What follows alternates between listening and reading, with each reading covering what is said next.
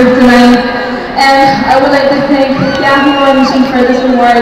And of course, maraming salamat din po sa lahat po ng mga bumoto. Thank you po so much. Thank you po sa mga supporters. And of course, I would like to thank GMA, Gimati Center, GMA Records, and GMA Film. So, thank you po so much. Thank you. God bless.